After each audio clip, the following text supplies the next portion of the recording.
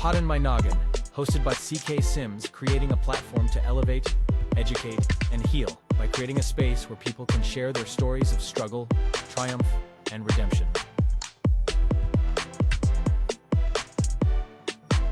CKS Media.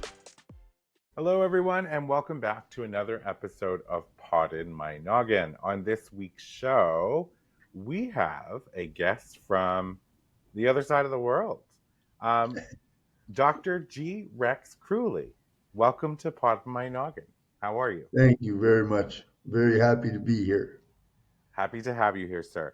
So where are you exactly right now? I'm in Pattaya City on the coast in Thailand.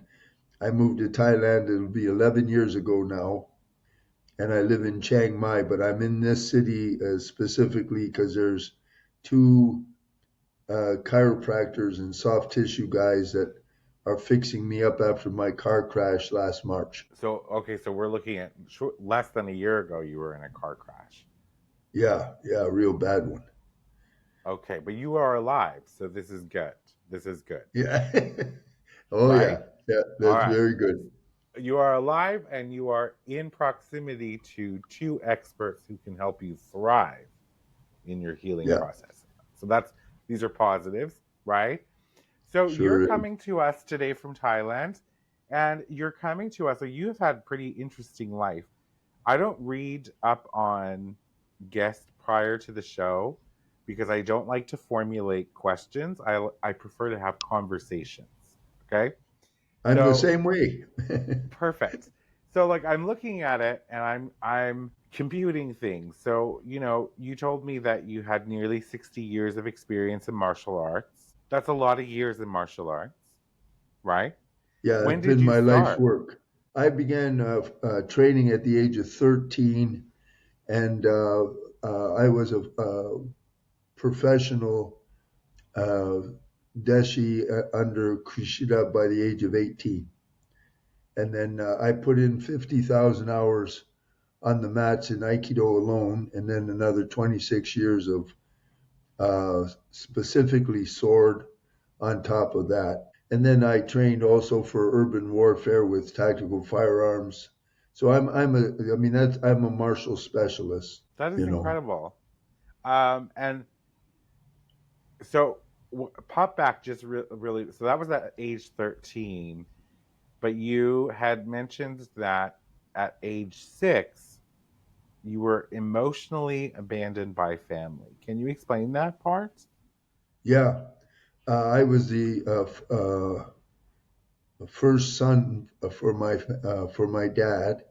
Yes. And he was so proud, I had an older sister by 9 years, and I never fit in with regular society. And I knew what my mission was. By the time I was 3, I was already drawing the diagrams of how to save the people and the earth and all those kinds of things. When I got into school at the age of 6, they failed me. The older lady that was the teacher hated me. When they failed me, back in those days in Windsor, Ontario, believe it or not, they used to publish in the Windsor Star, the city newspaper, the grades of the kids. So they publicly humiliated my father that his son, Dad was a really smart man, proud man, his Grant Kruhly failed.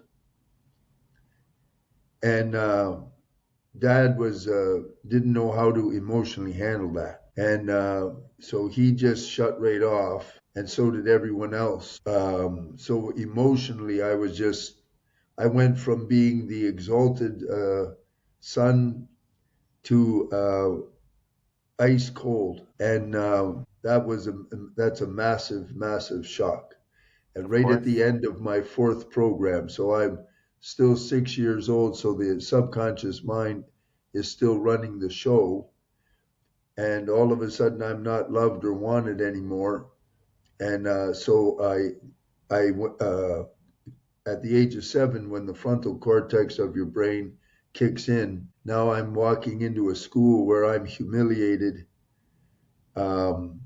completely. The family doesn't, everything's ice cold, and I don't understand nothing. Of course. So, so that's how I got started. Do you mind if I ask what year that was? What year? I only know Approximately? the ages. I'm 67 now, so I was 6. And I'm not you good were at math. 6 in 54. No, 64. 64 or 65. Yeah, because I was born in 1956. 1956. So, okay, wait now. So, yeah, so 62. So, the year of 62. Published in the Windsor Star, in Yeah, Windsor, believe it or Ontario, the not. grades of all the children. Yeah, And this took the wind out of your very proud father. yeah. He's was a great, fine man. But if you think of someone like a Charles Bronson, he's Polish, grew up in the Great Depression, and just very proud. Doesn't have any. Um, he doesn't. Dad didn't have any kind of emotional evolution that way. He doesn't know what to do. I mean, and a lot of men. That's true for a lot of men, actually. Yeah, absolutely. Period. And it's not. And one of the things I always say also is that it's not necessarily their fault, because this is how a society and our nuclear families and all of those subscriptions we get from birth till through all those stages you were speaking about is that men were not supposed to emote, grin and bear it, toughen up, man up. Like that's the subscription you're fed right from being a child. So you this was what you're dealing with at 6 and 7 years old, but then you find, I would imagine, some form of an outlet in martial arts, a sense of belonging. Yeah, what happened was I have a very powerful longing for manhood. And so I started to search for another father, somebody who would acknowledge me or admire me. And I used to watch the movies, and I always noticed that the guy that everybody liked was the toughest and was the hero. So I became the toughest fighter in the school. By the time I was certainly by grade 8, nobody can take me, and that remained like that for the rest of my life. Now there's lots of men that can take me, but uh, I'm lucky that way. I never was defeated. I became one of the highest paid bouncers in Detroit, in the rough side of town, and all that kind of stuff for years to test myself. I never did get a chance to, because I was in Canada, to become a professional military man. But later on, as a martial artist in Silicon Valley, I taught military. You So mentioned that. my way of becoming a man and earning respect was through the martial craft. And luckily, instead of practicing garbage like most of the martial art world is, I became the apprentice of a real master from Japan. And I don't want you to relate me with the idiots you see on television, and they have funny looking pajamas and kick watermelon. I don't have nothing to do with that world. If you want to know my world, you can watch the movie The Last Samurai. I'm related in my lineage to the men who charged in that last charge. Those were the Aizuhan samurai at the Meiji Shin at 1868. That movie is based on a true story. And you can think of me like the guy you see that beats up Tom Cruise with a sword. So that's a real martial. I'm a samurai based. I carry 3 samurai lineages, and it's the real deal. It's not children's play. So I don't have nothing to do with sports martial art or trophies or nothing like that. It was all about the Strictly Zen. practice and the discipline Yeah, it's itself. very, very formal. And I was unlike most people. I don't practice it for me. So I'm trained to carry the craft for the next generation. So the word samurai comes from the word saburo, which means to serve. So samurai were servants, and I learned how to. I was an uchideshi, so I take care of the master personally. So all my life was trained for vigilance of how to serve people, how to take care of people, how to train people, not to be a tough guy. Being tough just happens automatically. You can't be weak and get through and do that, But it's not the purpose. I don't have the purpose was never for me to be some kind of a champion or something at all. Not at all. So I want to just notate real quick, though, that you showed sort of an immense amount of vulnerability a few minutes ago by Can you? expressing. I'm sorry, I'm not hearing you well enough. What? Say that again. Oh, I apologize. So I want to notate that just a few minutes ago, you had expressed an immense amount of vulnerability Hmm. when you were talking about chasing manhood and looking for another father. I commend that, and I think that that's really powerful in itself, right? That you can speak that reflectively on your experiences. You had so like you have done a lot when like I think you told me 2 to 5 hours a day, 7 days a week. Yeah, 365 days a year. More like 5 hours a day Oh, generally, but at least, trying to, at a very minimum, will be 2 hours. that's a lot of training and a Yeah, lot of discipline. yeah, yeah. So, and then you also said that you had 50,000 hours of Aikido. Was it Aikido? Aikido. Yeah, you say Okay, Aikido. Aikido. Okay, Yeah, perfect. Um, so you're right. I think obviously that if you're doing that and you're doing it as much as you are, you become tough yeah, mentally and yeah. physically. You like Yes, you can't be weak and go through that kind of endurance for all that yeah. time. But like I'm only seeing you from shoulders up, but you don't look like a bulky dude.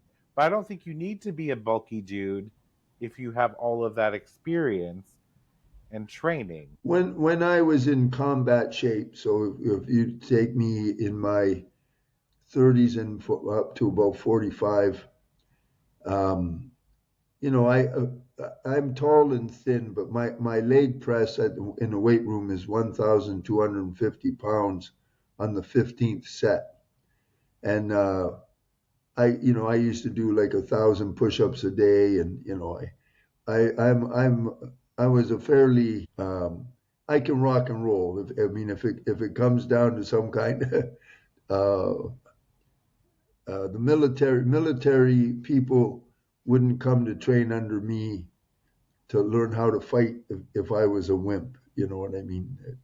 And I train And I train SWAT and people like that. you did this in, like you said, in Silicon Valley.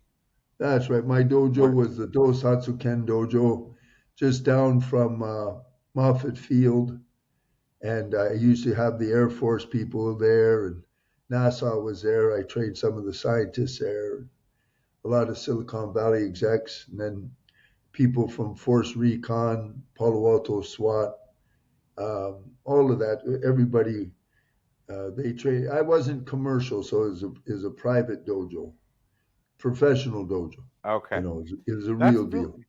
that is very fascinating and very cool as well. Until we get to the next part where you tell me that you lost everything. Yeah, What happened? the landlord died right at 2000. It was my big ceremony at Christmas, and then all of a sudden he had a heart attack and died. And his son wanted the dojo. My dojo was huge. We built it. My students all built it out for me. So it was a we redesigned a factory. Well, anyway, he wanted that, so he broke the lease illegally, and I was suddenly homeless because I lived in the dojo. Within 2 weeks, I lost everything. He just, it was unbelievable how fast, and I had no clue what was going on. And I was suddenly homeless, and everything was gone. Just it was, and I went into a kind of shock because I didn't think anything could ever take away my dojo. It was my whole life's dream since I was a child to build that. And it was also my way. We say in Japanese, giri. Giri means, giri is your duty, and on is what you owe. You owe a debt. So the debt is for me to repay my teachers and all his teachers by teaching. So that's what I live for. And it was all gone suddenly. And a nice old man took me in, who became a really dear friend of mine, Stu Hoffer, a nice old fella. And he saved me. He saved at least my dignity, gave me a place to stay. And then his family rallied a lawyer who took my case on contingency because I had nothing. And that lawyer was really smart, and he wiped out those guys. It took 2 years, but we defeated them. And then I took the money that we got, and I decided to become a doctor, a licensed doctor. So because I didn't know what to do, I was in limbo for 2 years, and that's when my anger and rage started. So I was walled right up, and I also started to study the dark side of martial art to be a professional killer for lethal engagement of mass. So it's like the kind of martial art, instead of Aikido, you're going to break their neck in half or tear them to pieces. So I was training like that, and I was also concurrently training under Yagyu Sensei in Japan, which is completely 180 degrees opposite. One side really ugly, and your heart has to close, and the other side very noble and just pure Zen. And it was Yagyu Sensei himself. I had gone to see him in Japan, and he took me aside and said, you're becoming. I'm worried about you. You're becoming sick, because when you train for that kind of ugly craft, or just to be a professional killing machine, there's no one to kill. There's no enemy. No ninjas are coming through the windows. And what happens is, it's like you're all dressed up for dinner and nowhere to go. And that internal, the mindset to destroy a human target is ugly.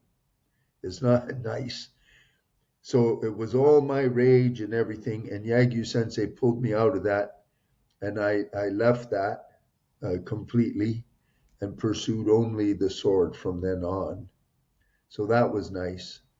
And but I lost my divine connection with the divine for about a good 20 years. And when I went to become a chiropractor, the chiropractic schools have been completely and utterly destroyed by the pharmaceutical industry. They bought them all out. And I was so upset with what I found there, because I already knew some of the finest chiropractors in the world. I studied under George Goodhart himself.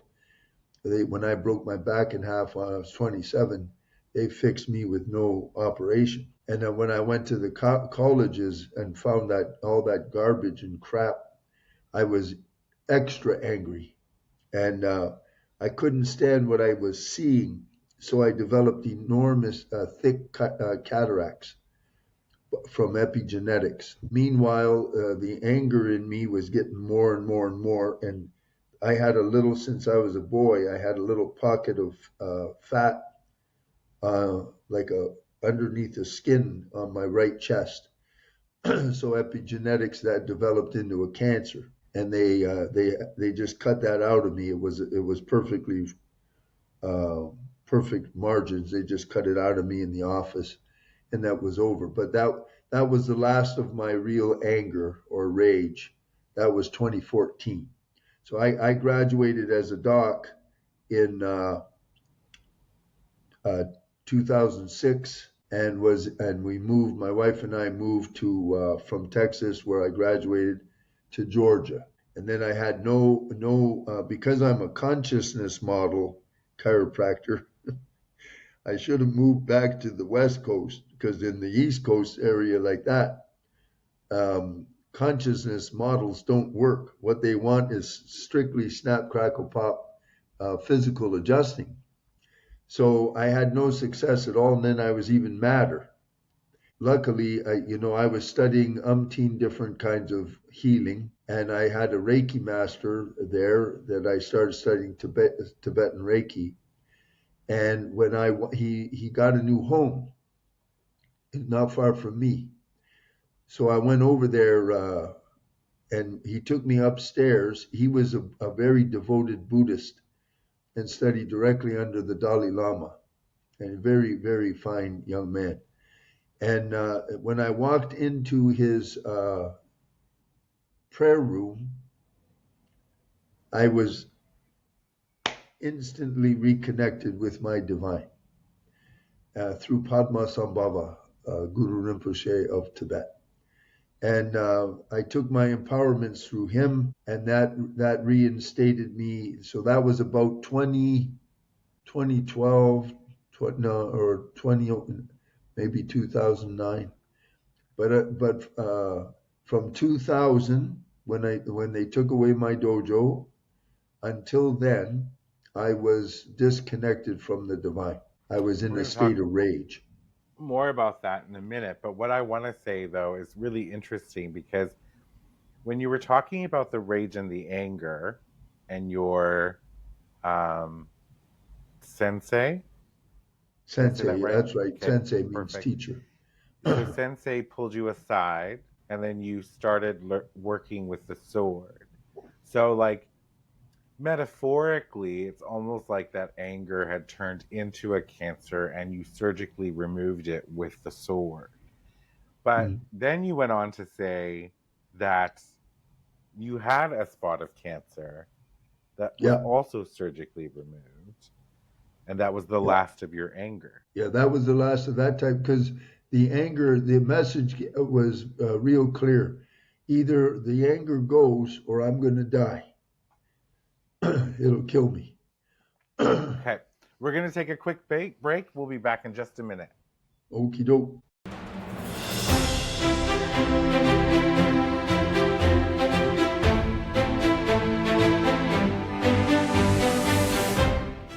This month, join our Valentine's Quilt Sweepstakes, hosted by Poddin My Noggin and made by CK Sims.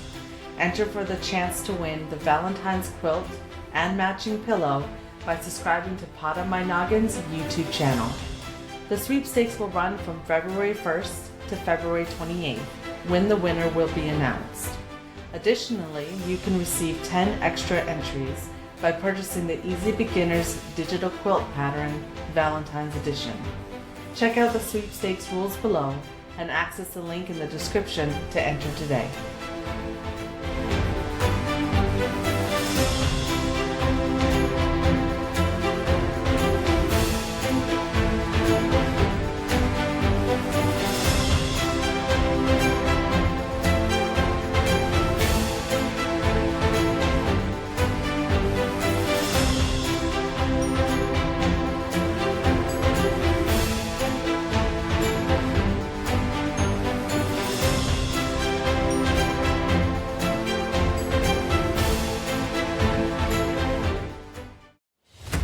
Partner today with CK Sims and Poddin My Noggin to get in front of an audience that cares.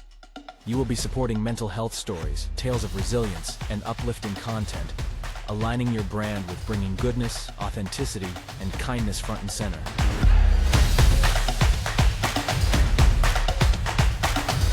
This spot could be yours. Do you have a story of struggle and resilience? one that you want to share with others and possibly help someone through their own struggles. Find the link in the show description and fill out the guest form today.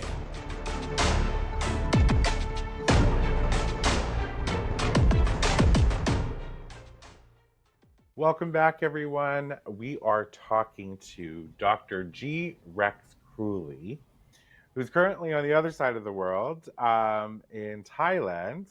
And before the break, we've been talking about his life leading up to, say, approximately 2014. All of his immense experience with the real deal martial arts, not the sporty, filmy kind that we see on TV. The losing of your dojo and that sort of thing. So you had gone through a lot by the 2014 mark. And so then you decided to move to Thailand, correct? Well, not exactly. I mean, I never dreamed of ever living in Southeast Asia. I'm Japanese trained. And the difference between Southeast Asia and Japan is like the difference between black and white. But I didn't know that. I thought Asia was Asia. I didn't know. And the reason I ended up here, my life was rewritten in the sacred chambers at Dr. Rossi McClellan's home. Rossi is a very advanced woman with a very high consciousness and was given the empowerments to host sacred chambers. So a sacred chamber process means there are 3 rooms, and when you go there, each room has its own purpose, and you can interface with the divine directly, very, very powerfully. So I had gone there. I used to take sacred chamber process sometimes twice a week. There were 2 of them at that time in Atlanta. And I had become I had entered oneness under Sriyama Bhagavan, the great avatars, and they're the ones that empower the sacred chambers. So anyway, in that sacred chamber process, I was mad because everything was so rough, and my marriage was a disaster. Everything was a disaster. And irregardless of my skills, my titles and all that stuff, I could never make a single dime. And I didn't know, at that time I was learning about cognitive dissonance under my great doctor that I apprenticed under was Larry Hobersky. I apprenticed with him for 8 years. So anyway, she told me, when you go into the second chamber, express your anger directly to the divine. So I did. And they rewrote my we call the 5th program. 5th program, there's 10 programs that run human life or everything. And the 5th program starts at age 7 until whatever age you are now. So I didn't know they rewrote anything. I was just expressing my anger. Then you go into the 3rd chamber and take a blessing. And on my way home, it was about a 45-minute drive to get home from her house.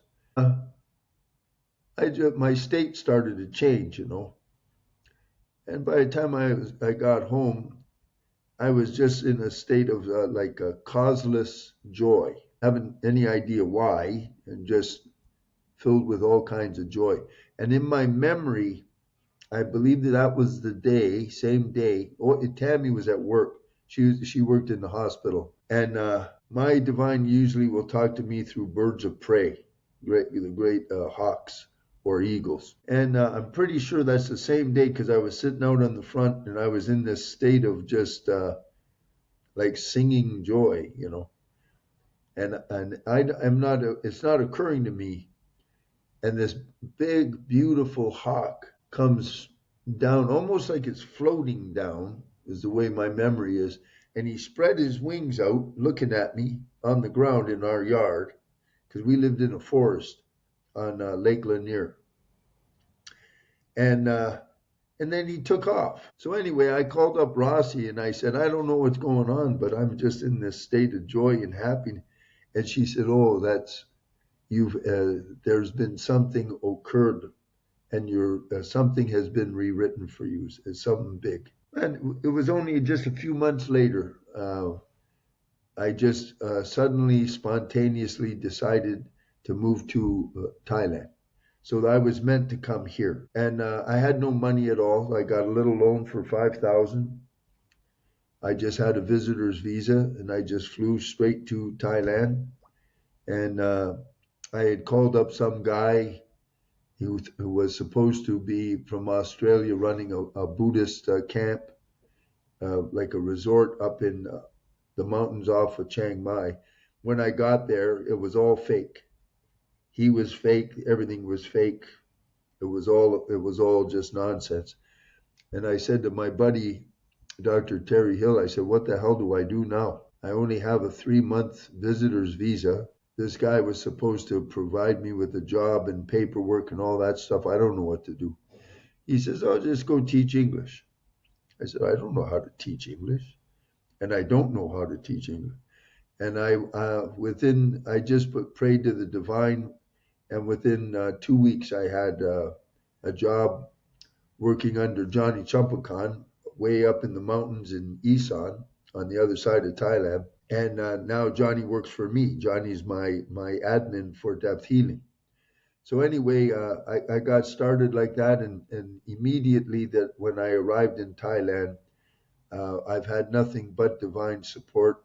And now I serve people all over the entire world with depth healing. I taught English for 3 years. Worst English teacher Thailand ever saw. No idea what the hell. But anyway, I did that, and then I got my proper visas to be here, and I live an enchanted life in Thailand.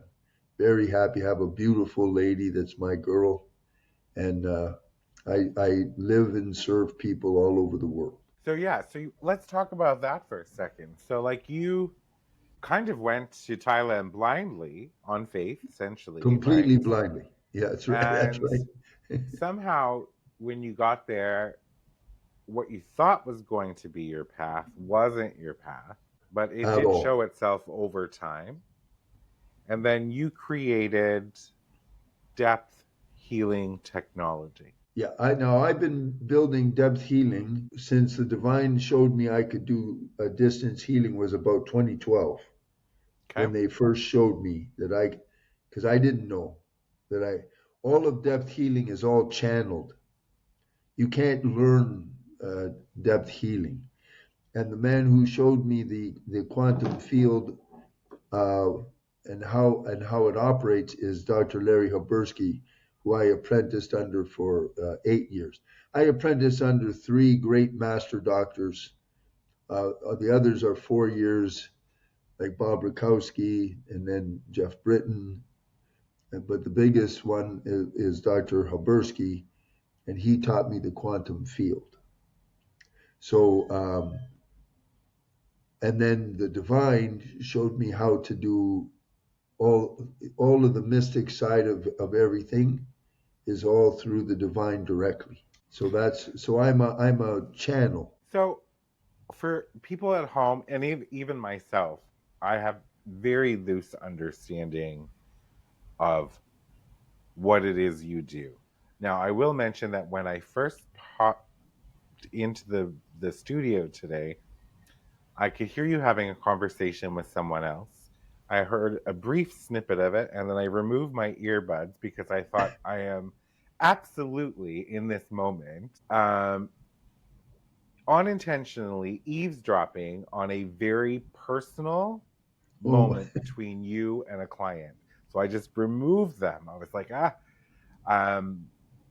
so explain to us what it is, depth healing technology.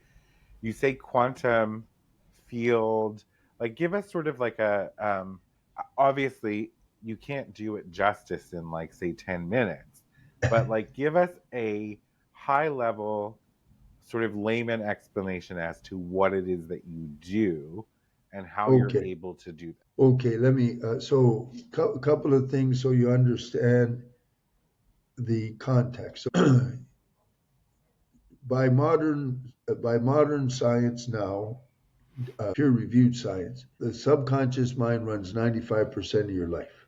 And the subconscious mind, we'll try to make a long story short, subconscious mind is starts in your third program, third, fourth, and fifth.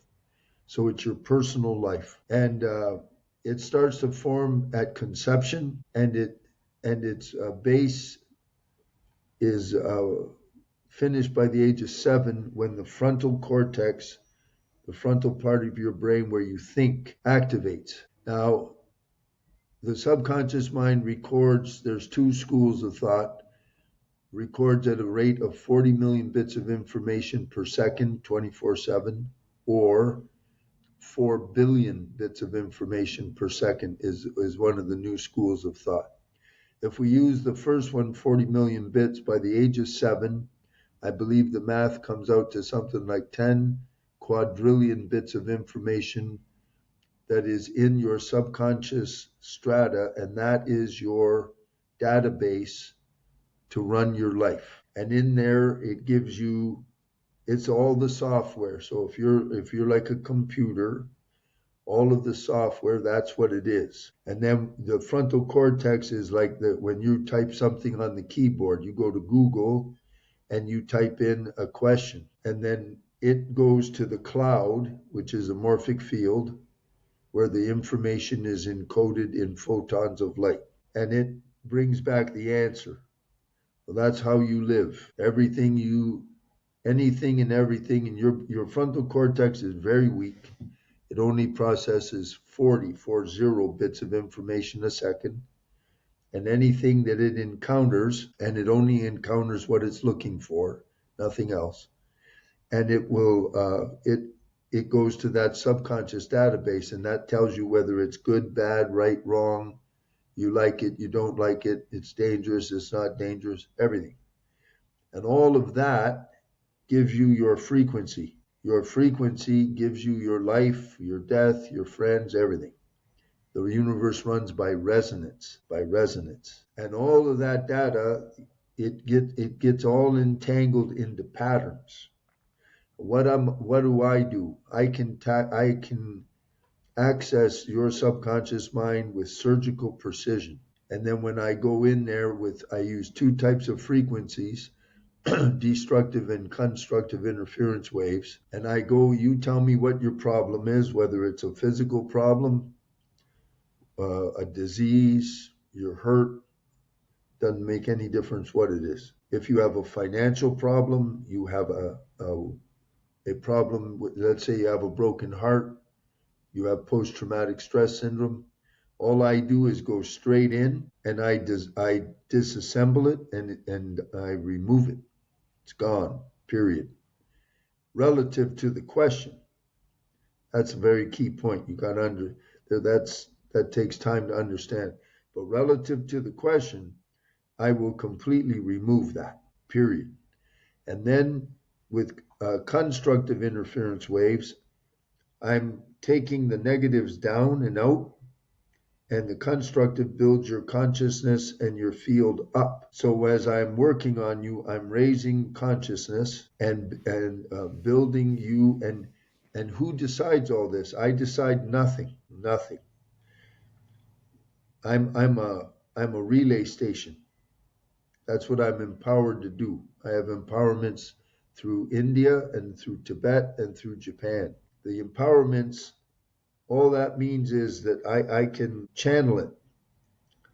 And your body or the client's body, the client's consciousness chooses everything. I choose nothing. It's none of my business. That's the problem with medical people. They make a diagnosis and they make a decision. That's why they're the highest cause of death in the world. The trick is to be, your consciousness will tell me what needs to go, and it'll only, when you work with me, only what you can handle or what's available will show up. Just like he and I are talking, I didn't research him, he didn't research me, and we're just talking. live. That's real wisdom. When it's all rehearsed, it's nothing. Any idiot can rehearse a fancy speech or something. So when I meet the client, they tell me what's going on. Then I have them close their eyes. I ask, the secret is the question. They will repeat the question themselves.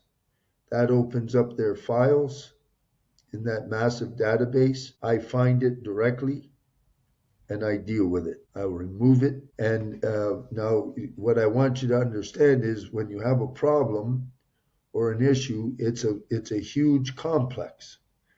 So it's all entangled. When you have a trauma, if dad or mom said something mean to you when you were a little kid because they were in a bad mood and they don't understand the power of their words, the smells in the room, the sounds in the room, the dog, the cat, the television, everything is entangled as a context when mom or dad said that. And that's all recorded in detail you can't imagine. And that's why sometimes takes time to untangle things. And cognitive dissonance always wins because the power ratio is the subconscious 1 million, conscious brain 1. 1 million to 1. And that's why life can become very difficult because you have cognitive dissonance blocking you. I remove the cognitive dissonance. Like my cognitive dissonance to money was removed. When it was removed, I now have money. But I never had money for all my life until then because I had massive cognitive dissonance to money. I got it from my dad, and then I got it later from Kushida Sensei. And so it's a process. All of life is a process. Everything is a process. And the fields control all of it, period. So to hear you talking like that too, it makes me think of like, because everything you're saying, my mind is filing and very much agreeing with. I don't understand how you're able to remove it technically, but that's maybe another podcast. But Okay. it's almost like you're frequency hopping, and then I mean, in my brain, I'm seeing it as you are distorting the frequency or redirecting the frequency by removing it somehow. But like my brain is thinking of it as almost like Wi-Fi and that interconnectivity, and then you have to go in and like. Yeah, so picture this, okay? Picture as an analogy like soap bubbles or little balloons. Okay, so those are the photons of light. And this photon, it contains the information that is blocking you from having money, or there's pain. Okay, now it has a frequency. That photon has a frequency. The information contained in it, all of that goes together, and it has this frequency. When you use a destructive interference wave, when you match a destructive interference wave to the photon, when they meet each other, they cancel to zero. That's what destructive interference waves do. They cancel to zero. The trick is matching them. Now, when I match it, that photon goes, pops, and it's gone. It's gone. And then when it's gone, there's a gap. So what goes in its place? Because the universe will not allow a gap. That's where the constructive interference wave, your system of consciousness tells me which frequency to replace that with, to build you up, to make better complexity. So what's going on physically on a molecular level, when I'm working on them, the neural nets in their brain are disassembling and new neural nets are forming. That's what's going on a physical level. The physical level will catch up in some cases. Let's say I have a guy and his heart isn't it should be operating, we're going to use an arbitrary number at 10, which means 100%. And it's operating at a 6. So I find frequency base, I find why it's only a 6. And I remove all the causes that are keeping the heart down. And this is Now, the physical part of the the heart? physical heart, I'm going to find out why physically through the field, what's wrong. I will remove all the causes associated with keeping that heart subpar. Then I will build the heart up, back up to 100%. What happens is the physical heart will take about 2 days for it to come up to the new energetic state.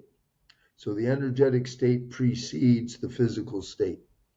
And I proved that to my wife one time using a rose. What I did was I gave her this beautiful, big, vibrant rose that we picked live at this nice lady's house. Then we had to go to dinner. It was in the afternoon, and my wife's car is black. So she had a little thing of water, and she put the rose in there and left it in the car. And we went for a couple of hours. When we came back, the interior of the car is about 120 degrees, and the rose was annihilated, right? It's just wilted over and it's gone. So we drove home, and she took the rose out, put it on the picnic table. She went off to do whatever. So I just picked up the rose with the little jar of water, and I infused the water with energies, a couple of frequencies, and then set it down. So that was about 6 o'clock at night when I infused the energy. And then when we woke up the next morning, the rose is completely restored and perfect, utterly every petal, whole stem, and it remained perfect for 1 week. So it took the rose several hours, all night long, till the morning, for it to catch up to the new energetic signature. So that's what I do if I have someone when they're hurt with the physical body.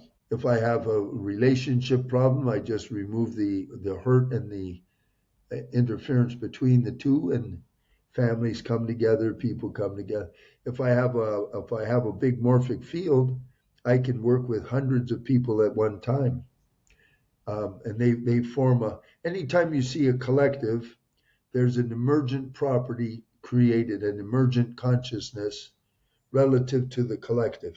So I'm able to work in the cloud, the emergent consciousness, and then it's a feed forward, feed backward system, just like the computer you can upload and download from the cloud. Same thing. I work in the cloud for the collective. The limitation is it's only relative to the specific question. You understand what I mean by that? If I'm looking at a cloud of 1,000 people, and the common question to them all is, do I have fear of failure? I will clear fear of failure relative to how it shows up in the cloud. Everyone has fear of failure in a different way. Yes. That all shows up there. If I clear it there and all the entanglements that show up with it, that feeds down to all of them, and it's cleared. So that's one of my specialties.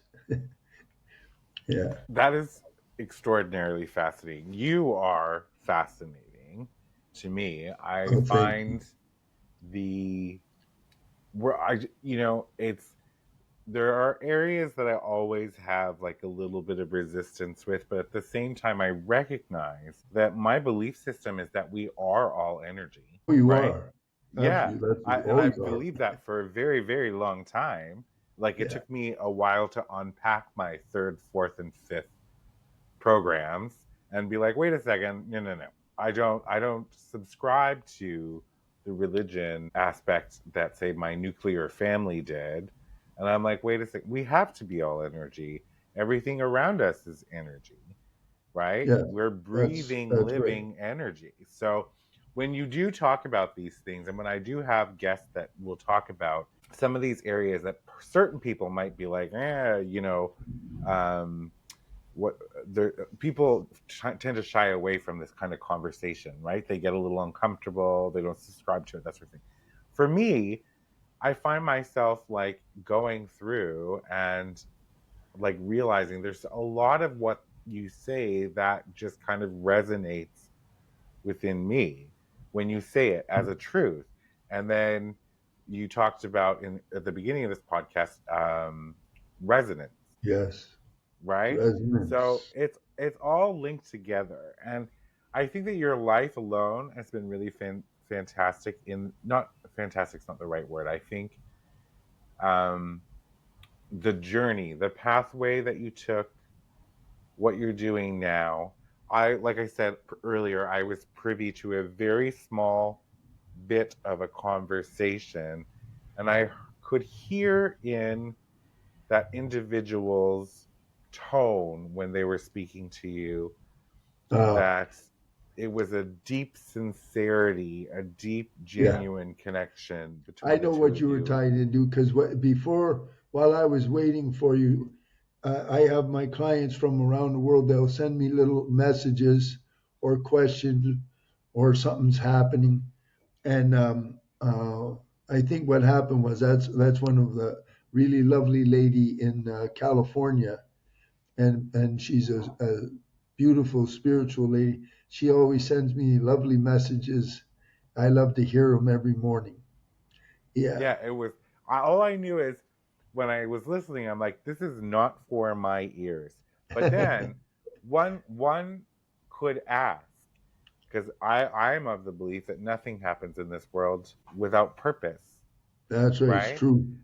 So then I stopped and I asked myself a few times, was I meant to hear Yeah, that probably. particular snippet of that conversation? This has been a Yeah, real treat for me.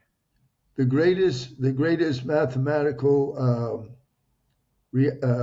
truth that you can ever know is this: everything from a Planckian spherical unit, which is the smallest known measured unit in the universe, from the smallest to the largest galaxies, for anything, everything is dependently arising and it's dependently ceasing.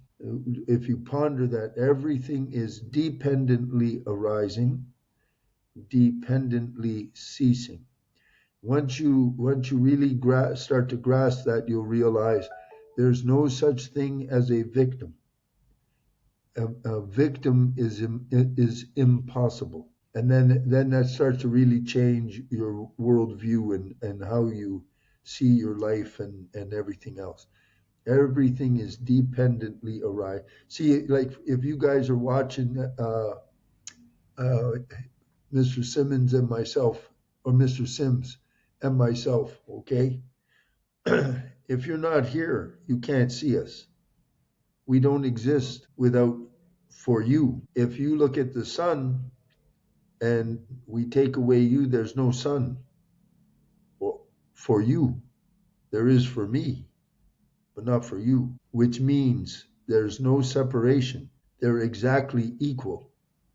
And that's why the old saying, I am that, because you are. There is no separation. That's why I can help you if I can see you or you can hear. I don't care if you're on Mars. It means it's absolutely doesn't mean anything. I can, I. That's the basis of all. And the guy who wrote the mathematics for that, which is peer reviewed, is Nassim Haramein, the great physicist. So Absolutely you can find fascinating. all of that in great detail. Does that make So sense? everyone else, it does actually make sense for me. And anybody who wants to actually learn more or be able to have a conversation with Dr. Kruhly, you can head over to depthhealing.org. That's So right. that's depth, DEPTH, healing.org.